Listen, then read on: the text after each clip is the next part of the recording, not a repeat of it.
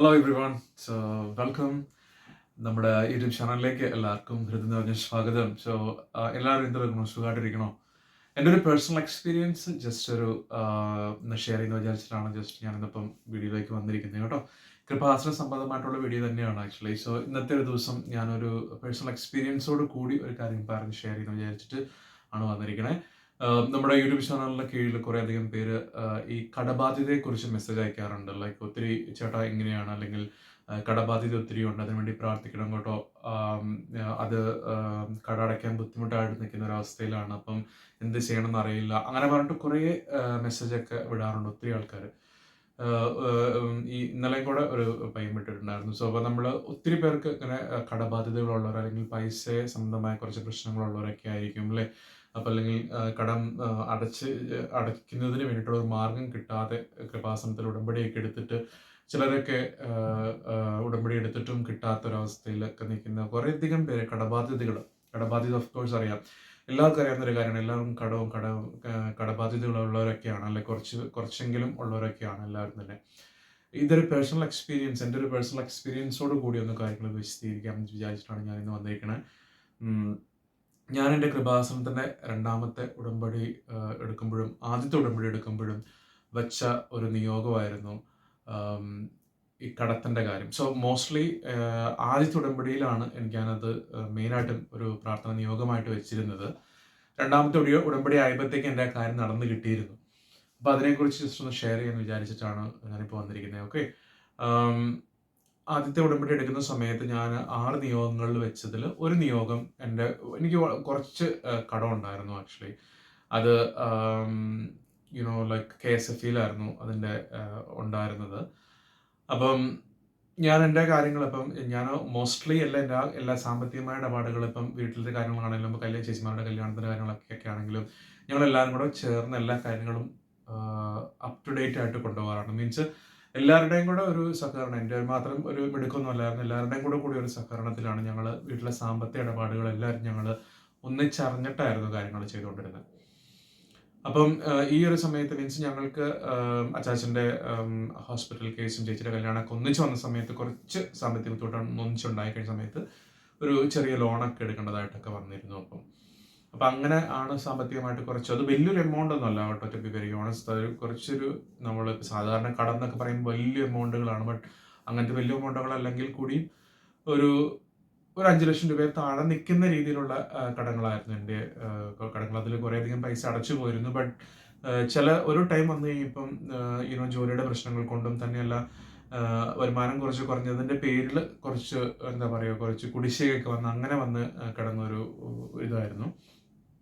അപ്പം ഞാൻ ആദ്യത്തെ കൃപാസനത്തിൽ ഉടമ്പടി എടുത്ത സമയത്ത് ഞാൻ ആദ്യം പറഞ്ഞ പോലെ വെച്ച ഒരു നിയോഗമായിരുന്നു, എൻ്റെ കടബാധ്യത ഈശോ എടുത്ത് മാറ്റിത്തരണേ അമ്മേ മാതാവേ എന്ന് പറഞ്ഞിട്ട് ഞാൻ കൃപാസനത്തിൽ പ്രാർത്ഥിച്ചിരുന്നു. ആ കൃപാസന ഉടമ്പടി, എനിക്ക് തോന്നുന്നു കൃപാസന ഉടമ്പടി എടുത്ത് തീരാറായപ്പോഴത്തേക്കും എൻ്റെ ആ ഒരു കാര്യം നടന്നു കിട്ടിയെന്നുള്ളത് അത് ഭയങ്കര ഒരു അത്ഭുതമായിട്ട് എനിക്ക് ഫീൽ ചെയ്തൊരു കാര്യമായിരുന്നു. കാരണം എനിക്ക് ഞാൻ പറഞ്ഞ പോലെ ഈ വലിയൊരു എമൗണ്ട് അല്ലെങ്കിൽ കൂടിയും ആ ഒരു എമൗണ്ടിൽ, ഓഫ് കോഴ്സ് 5 ലക്ഷം എന്ന് പറഞ്ഞാൽ 5 ലക്ഷം താഴാന്ന് പറഞ്ഞാൽ അത് വലിയ എമൗണ്ട് തന്നെയാണ്. ബട്ട് ആ ഒരു സമയത്ത് എനിക്ക് കുറേ പ്രതിസന്ധികളിലൂടെ കടന്നു പോകേണ്ട ഒരു സമയമായിരുന്നു. കാരണം പല രീതിയിൽ. പക്ഷേ എൻ്റെ ഈശോയോടും മാതാവിനോടും ഞാൻ പ്രാർത്ഥിച്ചതിൻ്റെ ഫലമായിട്ട് എനിക്ക് ഈ KSFE-യുടെ ആ ഒരു പ്രശ്നത്തിൽ അത് റിക്കവറിയിലേക്ക് പോയിരുന്നു. മീൻസ് നമ്മൾ പൈസ അടയ്ക്കാതെ കുടിശ്ശിക വന്ന് കയറി അത് ചിട്ടി കുടിശ്ശികയായിരുന്നു ആക്ച്വലി. ചിട്ടി പിടിച്ചിട്ട് മീൻസ് ഞങ്ങൾ ചിട്ടി പിടിച്ചിട്ടാണ് ഞങ്ങളുടെ സാമ്പത്തിക ഇടപാടുകൾ തീർത്തത്. ബട്ട് ആ ചിട്ടി ഇങ്ങനെ കൂടിക്കിടന്ന്, മീൻസ് ഇറക്ക് കറക്റ്റായിട്ട് പോകാതെ കിടന്ന് അങ്ങനെ വന്നൊരു പ്രശ്നമായിരുന്നു ആക്ച്വലി.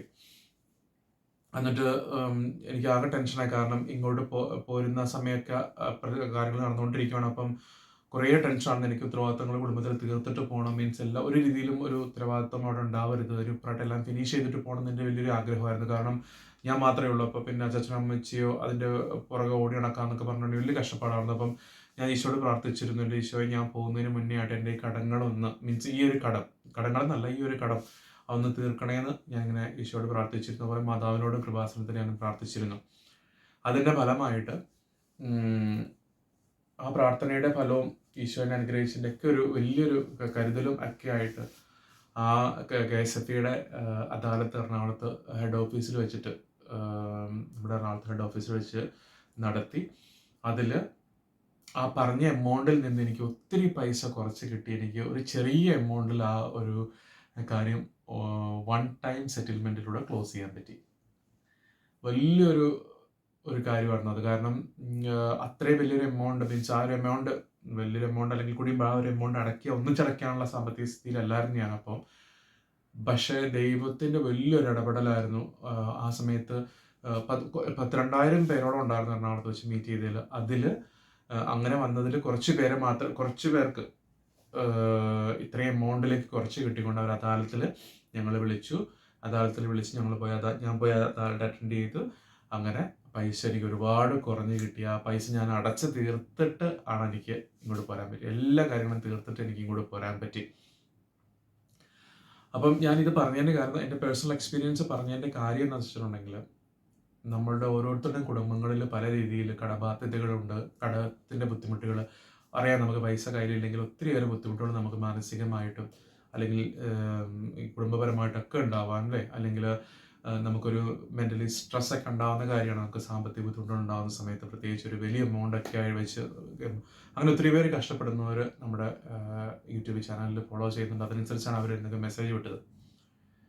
എൻ്റെ ഒരു അഭിപ്രായത്തിൽ നിങ്ങൾ കൃപാസനത്തിൽ അമ്മയോടും ഈശോയോടും ഇത് സമർപ്പിച്ച് മുട്ടിപ്പായിട്ട് പ്രാർത്ഥിച്ചു കഴിഞ്ഞിട്ടുണ്ടെങ്കിൽ മാറ്റിത്തരുന്നുള്ള 100% ആണ്. ഇൻ കേസ് ഓഫ് മീ, എൻ്റെ ഒരു ഇത് വെച്ചുകൊണ്ട് ഞാൻ എക്സ്പീരിയൻസ് ചെയ്ത് പറയുകയാണ്. നിങ്ങൾ വിശ്വാസത്തോടു കൂടി ഈശോയുടെ അടുത്തും മാതാവിൻ്റെ അടുത്തും സമർപ്പിച്ച് പ്രാർത്ഥിക്കുക. ആ ഒരു കാര്യം നിങ്ങൾക്ക് നടന്ന് കിട്ടിയിരിക്കും. ഈശോയും മാതാവും നടത്തി തന്നിരിക്കും. അത്ര ഒരു വിശ്വാസത്തോടു കൂടി നിങ്ങൾ പ്രാർത്ഥിക്കുക. ഉടമ്പടിയിലായിരുന്ന സമയത്ത് ആ പ്രാർത്ഥന അത് ഒരു പേപ്പറിൽ എഴുതി മരിയൻ ഉടമ്പടി പുസ്തകത്തിൻ്റെ കൃപാസന പ്രാർത്ഥനാ പുസ്തകത്തിൻ്റെ പ്രത്യക്ഷീകരണ പ്രാർത്ഥനയുടെ അടുത്ത് ഉള്ളിൽ വെച്ച് നിങ്ങൾ എഴുതി പ്രാർത്ഥിച്ചു നോക്ക്. നിങ്ങളുടെ കാര്യം നടന്നു കിട്ടിയിരിക്കും. എൻ്റെ ഒരു അനുഭവമാണ്. അതുപോലെ പലർക്കും അനുഭവം ഉണ്ടായിട്ടുണ്ടാവും. എൻ്റെ പേഴ്സണൽ അനുഭവമാണ്. അപ്പം അങ്ങനെ ചെയ്യുക, പ്രാർത്ഥിക്കുക കേട്ടോ. കാരണം കടം എന്ന് പറയുന്ന കാര്യം നമുക്ക് ഓഫ് കോഴ്സ് ഒത്തിരി ടെൻഷൻ ഉണ്ടാക്കുന്ന കാര്യമാണ്. പല രീതിയിൽ അത് മറ്റുള്ളവരുടെ ജീവിതത്തിലേക്ക് വന്നിട്ട് പ്രശ്നങ്ങൾ ഉണ്ടാക്കുന്ന ഒരു കാര്യമാണ്. അപ്പം ഈശോയ്ക്ക് അസാധ്യമായിട്ടോ അല്ലെങ്കിൽ നമ്മുടെ കൃപാസന മാതാവിന് അസാധ്യമായിട്ടുള്ള ഒന്നുമില്ല.